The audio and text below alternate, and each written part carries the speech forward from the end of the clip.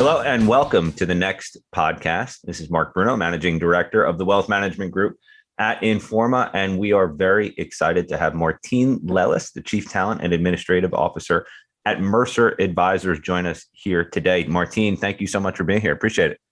Thank you for having me, Mark. Now, on the next podcast, we tend to focus on one thing and one thing only, the wealth management firm of the future. We have done quite a bit of research. We've also hosted a think tank at Edge that Martine participated in. And what we're trying to do with this podcast and the next research project is really be prescriptive and map out for our audience where we see opportunities to not only build a firm that is designed to meet the needs of clients 3, 5, 10 years from now, but really also look at firms that are built for success, growth, and innovation. So we talk quite a bit about client experience, technology, and of course, human capital. And I couldn't think of anyone better than our guest here today, Martine, to talk about human capital. Martine, before we get into the real meat here, I think it would be great if you wouldn't mind just letting our audience know. I'm sure many people are familiar with you and familiar with Mercer, but if you would give a little bit more background on your role, your focus, and also some of the previous roles that you've held within the RIA industry, I think that would be a great place to start. Great. I love talking about our industry. I've been in the industry for 20 years, as you know, and in my current role as Chief Talent and Administrative Officer, I do wear a lot of hats. Obviously, my day-to-day work is on really making Mercer Advisors the employer of choice and wanting to focus on how do we build career paths for our talent and make certain that we're taking care of our talent. And we see our employees as one of our key stakeholders. I mean, obviously, another primary stakeholder are our clients. We want to make sure that we're taking care of our clients. I know we're going to get into that today, but my focus is on our employees and how do we make Mercer a great place to work. I've worn other hats as a chief operating officer. As you know, that I was with a company for 17 years, helping to build that. And so I have a lot of experience in what it takes also to build a foundation of the operational platform that it takes to really deliver a client experience. So, dovetailing all of that together, just the acumen that it takes to run a really good RIA. So I love getting into the weeds and understanding how to build and continue to form one of the fastest growing RIAs in the business now at Mercer Advisors. Excellent. And yeah, I have to say, Martine, it's great to hear you say that you love getting into the weeds, right? And that's exactly what we're going to do here today. I never think it's a bad thing, right? People always say, don't get into the weeds, but I actually think it's a good thing, especially when we're trying to give direction and some insights into what we think the future of wealth management will look like. And there is one area that I'd love to start with where I think we could use a little bit more definition and precision. In some of the research that we did earlier this year and a lot of the discussions we've had with firms that are growing and could be some of the most successful firms in the industry 3, 4, 5 years from now, we hear about how important the client experience will be, right, in a firm's success and really differentiating one firm from another. But we never actually stop to define client experience. It might actually be one of the most overused terms in our space. So maybe we can start there. All right, Martine, in your view, how do you look at the key elements of the full client experience and what really is a good client experience? Yeah, and I'll kind of simplify that, I think, for you and for the listeners out there that are thinking about this and sort of go back to kind of the basics. I mean, at a simple level, you want to make sure that you're meeting the needs of your clients and that you're helping them accomplish their goals. So every time they're interacting, with you or with a product or a service or some sort of person or even in an automated system, do they get their goals met? And then secondly, when you go above that, think about this kind of in a pyramid. Was it easy? Did they have to work hard to get that goal met? Did they have to produce a lot of things or search for a lot of things or navigate through a complicated system? Did we make it easy for them to do that? And then I think lastly, kind of at the top of the pyramid, was it enjoyable? Did they feel good about their interaction or about the advice that they received? And I think those three things, accomplishing their goals, how hard they had to work to get there, and then having a level of enjoyment I think, and that's how we think about it at Mercer Advisors in terms of the client experience. You didn't use the word technology at all in describing the client experience, right? You actually talked about the client. Yeah, I mean, we're in a people business, and I think whether you use technology to deploy advice systems, which, I am a big fan of having technology as an element, we're still in a business of relationships, and it's all about how the client feels at the end of the day when you delivered on that. And that's why I say, like, at the top of that pyramid, it's, did they feel good about, how that experience was delivered, regardless of how it was delivered, whether it was delivered through the actual interaction with an advisor or whether it was delivered through a technology experience. I think it can be delivered in different various platforms. It's I'm glad you mentioned that, because so often you hear people talking about the client experience and it very quickly goes to delivery and technology. We have conversations about, client has to have a consistent experience across your website, your mobile devices, your portal, and it can default to technology way too often. I think if you're looking at it through the lens that you just described, Outlook, right? Ease of doing business. Those are really good principles, right? And really good ways of just focusing on whether or not you're actually delivering the type of results, the services, and the outcomes that your clients want and need most. So I appreciate that. I do want to look a little bit into the future, though, and stay with the client experience. When you look, let's just pick 5 years out, right? What, for some of the most successful firms, what does the client experience of the future look like in your view? Yeah, well, I think that we will see an advisor really becoming, focusing more on delivering that standard of care in an integrated experience. And the demands of the advisor to have to know everything, the expectation of the advisor to have to know everything will be less. And I think that's going to be really important. It's kind of like, we've used the analogy in healthcare.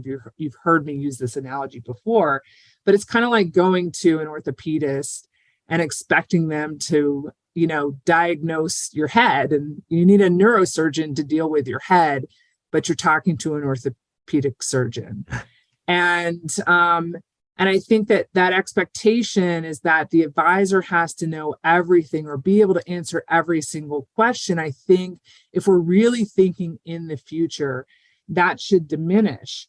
And we should be able to rely on experts and the expertise of other specialists and really be able to coordinate that in an integrated standard of care. So I had an experience recently, with a doctor, and it was really frustrating because he wanted to put me on a medication. And he said, you need to go off this other medication that you're on. And I was explaining to him, well, I'm on this other medication for this reason. And he thought I was on it for a different reason. And I'm seeing this other specialist and he's helping me with this. And he really wasn't listening to what I was saying. And he didn't offer to call that doctor and to talk to him and coordinate my care. He left it with me, the patient. And in that scenario, the patient is sort of muddling through, like, how do I deal with this? Yeah. I need this other medication. And instead of working with the doctor, the two doctors talking together, these two specialists, which is what should happen in an integrated care system, is left with me. Imagine if we did that for our clients and they were sort of left to befuddled to sort of manage through their financial realms. So the point I'm getting to is that the future of financial advice delivery is that the advisor does sit as that sort of general practitioner, but they're not expected to know everything. We're seeing firms even start to make investments in areas like financial psychology, for example. They're bringing in psychologists that sit as part of the team to help navigate through very difficult conversations. And you're going to have more people like that as part of the care team for the client versus just having an investment advisor, for example. And you're going to see really good companies that put together the estate planning team, the tax team, the investment advisory team. Maybe there is a psychologist that helps to navigate through these family conversations that are really important. And you're going to be able to do that in an integrated system. And technology will play a part of that, because that access to information and the ease of access to information is going to be critical. It's just like if you do go to a Mayo Clinic where there is integrated standard of care for medicine, by the time you have your appointment with that next specialist, the other doctor has already put all the information that you already saw from that other practitioner. It's already in there for them to pull up. They've already reviewed it by the time they walk in to talk to you. And that's that system. All of that technology allows them to have that full care system for you. Yeah, I think you've used the word, concierge in the past, I think, when talking about, the role of the advisor in the future. And I think that's exactly where we're going. Some of the examples that you gave are great. I think, more so than anything, if I have a highly specialized set of, say, tax questions, if you send me to a tax specialist, that's going to add not only time, but frustration and probably money. And then I have to come back to you once I get the answers to figure out what the best decision might be. I would prefer if my advisor actually just had that conversation with the tax specialist, quickly came back to me, and I didn't have to do any of that, right? And I think that that's the direction that we're going. So I appreciate you bringing up the wealth psychology element as well. We've seen so much about the intergenerational wealth transfer and how much it will contribute to the firm growth in the future. And I think you're just really reimagining the role of a financial advisor as someone who is, we hear life coach, right? We hear all sorts of other types of terms that are applied, but this concierge concept, right? This analogy to the medical field is a really good one. So I appreciate you getting into detail on that as well. And I do want to make sure, as we're thinking about all these different elements, Martine, you've been one of the leading experts in human capital for years. It's not just something where you snap your fingers and all of a sudden you've evolved and you've gone from financial advisor to concierge overnight. So when you think about the wealth management firm of the future, what types of roles do you think will become more and more important? And also, what kind of skill sets do you think will be most in demand? Well, I think some of these roles that I just talked about, there's going to be opportunities for people to specialize and really specialize. So they may start off in areas, in general areas like having their CFP or even having a CPA, or our general credentialed areas that we have in our field, the CFP, the CPA, the CFA. But then they may be able to dovetail into highly areas of high specialty where they're doing sophisticated tax planning, to your example before, or, financial psychology, where they can, get an advanced degree in the area of psychology, but apply that to, behavioral finance and helping people make really critical decisions, whether they're going through a divorce or some sort of family crisis, and navigating through that, helping people make better decisions. I mean, that's really what this profession is about. And so those types of skill sets, I think, are going to become more and more valuable as firms put together these diverse teams. And diversity actually is an outcome of this, right? So we have the ability to create more diversity within our organizations, and also people with more just general life experience. And diversity is not only just, the color of your skin or the background that you have, but it's diversity of thought. And I think clients will appreciate just the ability for us to bring thought leaders into their lives and create just better experiences for them and better outcomes for them. So the whole point is that if we can, as leaders within our organizations, put together these really thoughtful teams with these diverse skill sets, diverse backgrounds, diverse ability to think about very carefully how to put together these integrated plans of care for the client, then we will just get better and better as better outcomes for our clients and better outcomes for our talent within our own organizations. And this just creates more opportunity for our industry as a whole. Yeah, I'm interested to get your thoughts also just on, I think the wealth psychologist role is fascinating to me. There aren't a tremendous amount of those individuals now. There are definitely third parties that you can bring in as well, so you don't necessarily need to own that. But I do look at the number of power planners, junior planners that are coming into the business, client service associates, and there is an interesting sort of influx of talent. But when you look at this next gen and you look at the roles that they're in right now, how would you, if you were talking to the leader of an advisory firm who's looking to hire someone in one of those roles, what do they need to consider about not only successfully finding those candidates, but making sure that they're successful once they come on board? Great question, because the challenge right now is finding huge gap. those candidates. Yeah, right? no, I know. I had a conversation earlier today with Brian Hamburger about this exact same thing. So I'm curious to get your thoughts on not only finding them, but if you're lucky enough to find one, what do you have to do to make it work?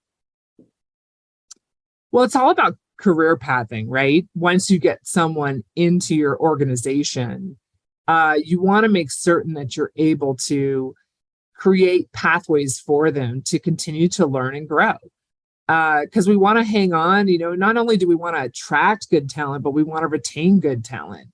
And so giving them the, good programs around having good opportunities within their current roles to learn, but also good opportunities to learn externally, and whether that's supportive programs like we have to get credentialed, to have access to education or further education, and maybe if they want to get a degree, even in psychology, right? So thinking outside the box to programs that might lead them to add value inside the organization that might be in different routes than what we have traditionally supported.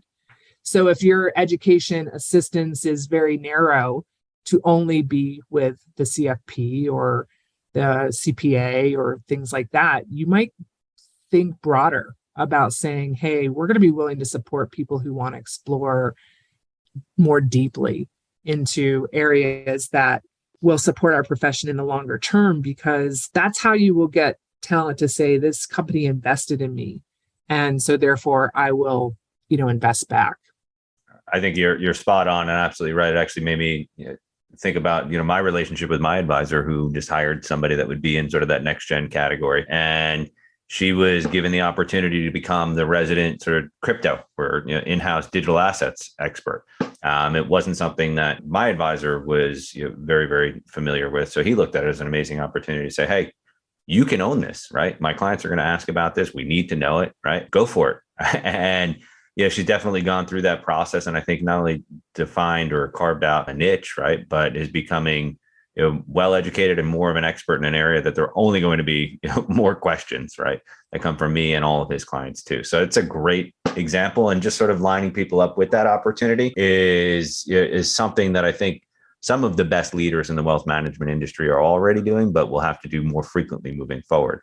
And with that, sorry, Martine, go for it. Yeah, I was going to say, that's just a perfect example, because, while crypto might not be something that your advisor is going to say, hey, Mark, like, we want to put this in your portfolio, because most advisors would say you wouldn't want to have that to be, a high percentage of your portfolio. Fine if you want to hold some of that on the side and play around and be speculative with that. But to your point, people ask about that every single day. So having someone on the staff, to your point, educated on it is of high value. So I love the fact that they were investing and being supportive of someone. And that person's going to remember the fact that the company said, okay, you're curious about this.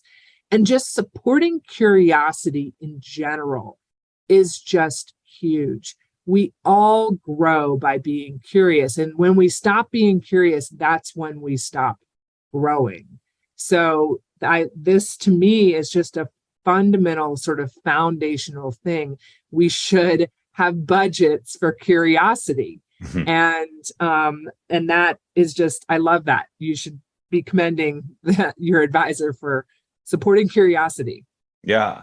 I love that. A curiosity budget. I think when we're talking about the wealth management firm of the future. Maybe we don't call it a curiosity budget, right? But it is essentially R&D, right? And it not only is a good way for you to invest in growth, but it's an amazing way to invest in your people. But think about if we did. Think about Yeah. if everybody set money aside for a curiosity budget, just how much more, spontaneous and more, just curious we would all become. And what would people discover? And that's, I think, where things evolve and as things grow, and we're still young in terms of an industry. And I think future leaders will come up with new ideas. And this is, like you say, an R&D budget, but it's just, we want to be investing in young talent and giving them the opportunities to say, hey, I have an idea. Well, go explore it.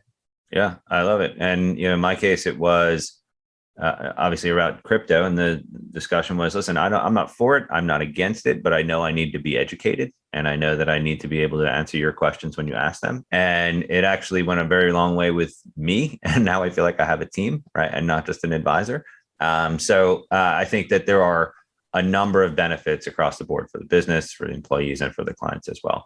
And, we've touched on leadership a bit here, but I did just want to end on that note. When you look at some of the best leaders in the wealth management industry, and you look out over the next, 5 years or so, you've touched on some of it here, but I'm curious, what will differentiate the best leaders in the wealth management industry over, the course of the next several years? I think as we're sort of touching on these topics, I think the best leaders are going to recognize that this integrated standard of care is going to be really important, and they will put together diverse teams that understand that and can work together to deliver on that.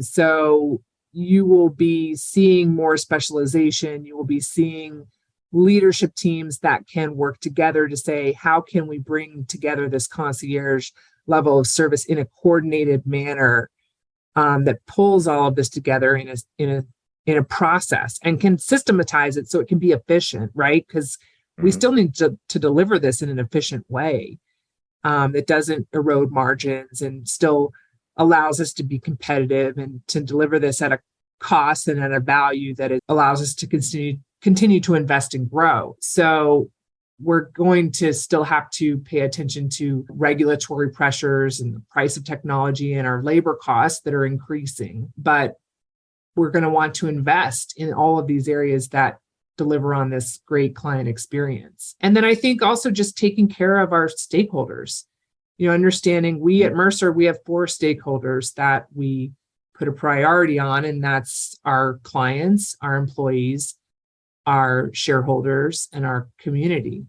And, when you have those 4 at the forefront of everything that you do, and you're backing that up with all your policies, with your culture, and you're leading with that out front in every decision that you're making, you're putting those 4 things first. I think that's where you'll see things continue to be in the best interest of those people. And my primary stakeholder are the employees. And so I think about that every day.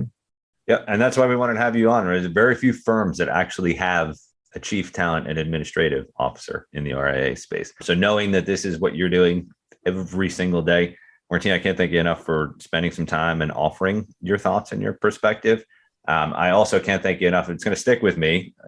When we stop being curious, right, is when we stop growing. I think while we've touched on a lot here today, that's one takeaway for me, right? It'll stick with me. It's a great way to think about the need to continue to learn as a leader, but also, what some of the people that we're bringing into not just our firms, but the industry, right, will want and need to be successful moving forward. So Martine, thank you so much for being here today. I appreciate it. Thank you for having me. Yeah, and I'll see if I can get a curiosity budget approved for the wealth management team at Informa, and I'll be sure to send you a thank you note if I can. So Martine, thank you for the time. Thank you for your thoughts. And thank you to everybody for joining this episode of the Next podcast. We appreciate it. Again, this is Mark Bruno, Managing Director of the Wealth Management Group at Informa. And thank you for listening. We'll catch everybody on the next episode of the Next podcast. Take care.